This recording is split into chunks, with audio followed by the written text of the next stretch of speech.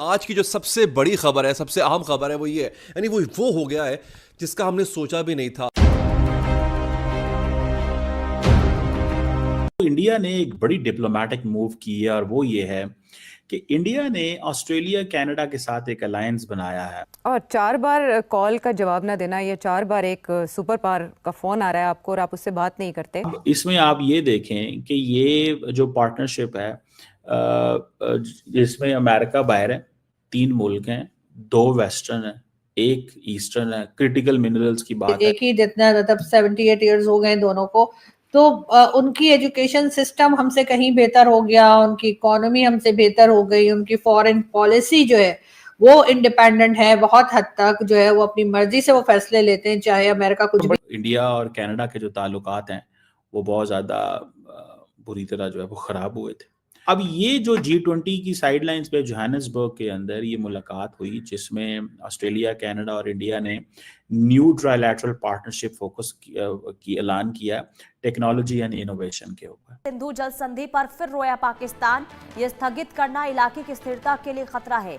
इशाक डार ने 80% खेतों पर खतरा बताया। और मैं तो ये समझता हूँ कि पाकिस्तान ने गुर्बत के लिए खुद ऑप्ट किया है। ये बेसिकली एक ट्राइलैटरल टेक्नोलॉजी पार्टनरशिप है। भारत ने कनाडा और ऑस्ट्रेलिया के साथ मिलकर एक त्रिपक्षीय टेक्नोलॉजी और इनोवेशन पार्टनरशिप की शुरुआत की है। इसकी घोषणा प्रधानमंत्री नरेंद्र मोदी ने कनाडा के प्रधानमंत्री मार्क कार्नी और ऑस्ट्रेलिया प्रधानमंत्री एंथनी अल्बनीज के साथ एक बैठक के बाद की।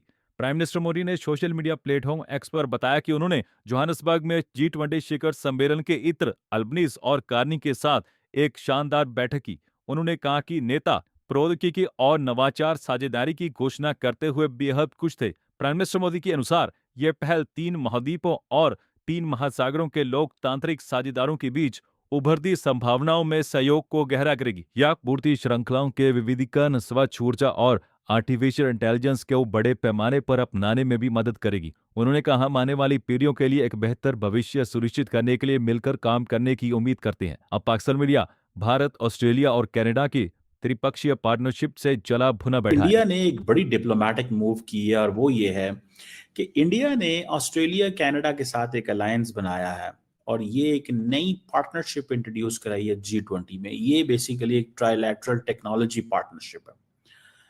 That is something basically Australians ने इंडिया की बड़ी हेल्प की है अगर सही मानों में देखा जाए। आपको याद होगा कि जो इंडिया और कनाडा के जो ताल्लुकात हैं वो बहुत ज़्यादा बुरी तरह जो है वो ख़राब हुए थे और आपने ये भी देखा कि उस वक्त जस्टिन ट्रूडो की गवर्नमेंट थी और मामलात इतने कंट्रोल से बाहर हो गए कि नरेंद्र मोदी साहब जो हैं वो जस्टिन ट्रूडो के साथ चीज़ें जो हैं वो मैनेज नहीं हो पा रही थी। अब उन्होंने क्या किया है, अब उन्होंने ये किया, उन्होंने कहा यार ऐसे करो कि इनको how to get back Australia को वापस कैसे लेके आना है, ऑस्ट्रेलिया को और कनाडा को वापस कैसे लेके आना है। तो उन्होंने कहा जी ठीक है, एक अलायंस बनाते हैं और अलायंस हेल्प करेगा।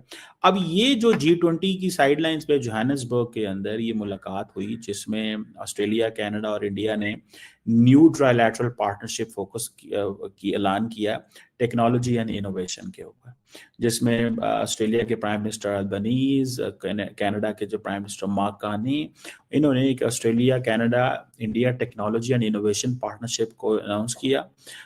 Emerging technologies, diversification, supply chain, clean energy, artificial intelligence, इन सारी एरियाज के अंदर। और उन्होंने कहा जी कि हमें कैसे अपने एम्बिशंस और इन चीज़ों को फुलफिल करना है। और उन्होंने अच्छा, अब इंडिया का क्या है कि इंडिया के ऑस्ट्रेलिया के साथ 2+2 रहा है, ठीक है। इंडिया का अमेरिका के साथ भी 2+2 है लेकिन वो हो नहीं रहा। जब से एटलीस्ट ये गवर्नमेंट आई है देयर इज नो 2+2, पूरा साल गुजर गया, ठीक है।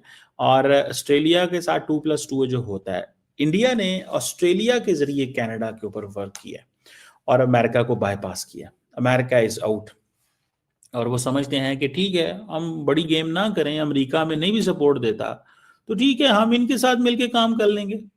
That's what Indians are doing, that's what Indians are doing and that's what Indians are working on that. मुझे कम अज कम ये चीज़ जो है वो नज़र आ रही है। अब देखने वाली बात है इसमें कि ये क्या, how things will be shaped, या कैसे चीज़ें जो है वो होंगी फ्यूचर के अंदर। बट मेरी अंडरस्टैंडिंग ये है कि अगर India has been able enough to win the Canadians back, और इसमें कनाडा ने भी थोड़ी अपनी पोजीशन जो है उसको पीछे हुए हैं कनाडा वाले। वो कैसे पीछे हुए हैं? उन्होंने कहा भाई हमें इतना ज़्यादा ज़रूर लड़ने करने की क्या ज़रूरत है, ठीक है, तो हम ये करते हैं कि हम पीछे हट जाते हैं, ठीक है।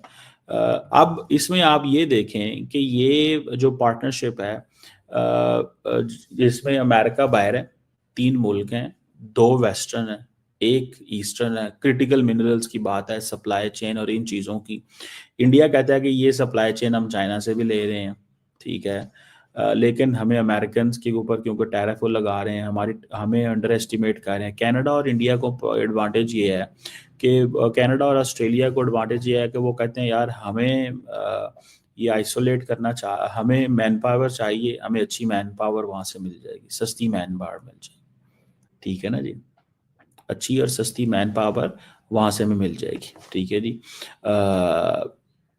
ये उनको एक एडवांटेज जो है वो चाहता है। और मैं तो ये समझता हूँ कि पाकिस्तान ने गुर्बत के लिए खुद ऑप्ट किया है। Pakistan has opted for poverty. अब देखिए कितने इकोनॉमिस्ट हैं वो आपको दिन रात ये बताते रहे हैं कि अगर आप इंडिया को ट्रांजिट रूट दे दें, टूरिज्म खोल दें, तो आप इजीली $15 बिलियन सालाना कमा सकते हैं। और अब क्या है, अब 1.2 बिलियन डॉलर्स IMF ने हमें देने हैं, और वो हमारी लिटरली नाक रगड़वा रहा है। शहबाज शरीफ ने जैसे कहा था, अभी जो आपने देखा होगा IMF की जो रिपोर्ट आई है, तो कितनी डैमिंग रिपोर्ट है वो, और किसी गवर्नमेंट के एहलकार ने, किसी इंफॉर्मेशन मिनिस्टर ने, किसी ने उसको कंट्राडिक्ट नहीं किया। और ये जो है सूरत हाल, इससे आप क्या क्या हिसाब लगाते हैं कि आप अपनी इकोनॉमी को खुद तबाह कर रहे हैं। जहां से आपको आसानी से आपकी इकोनॉमी बेहतर हो सकती है, उस ऑप्शन को आप एक्सप्लोर नहीं करना चाहते। तो you have opted for poverty, और अवाम की मुश्किलात में हमारी जो रूलिंग एलीट है वो खुद इजाफा कर रही है।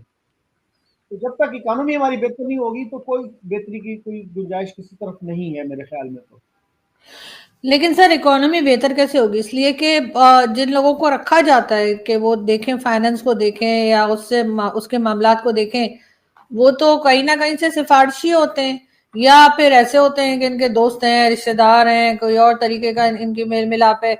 यहाँ पर मेरिट पे तो कोई काम नहीं किया जाता। आप छोटे से छोटे ऑफिस में चले जाएं,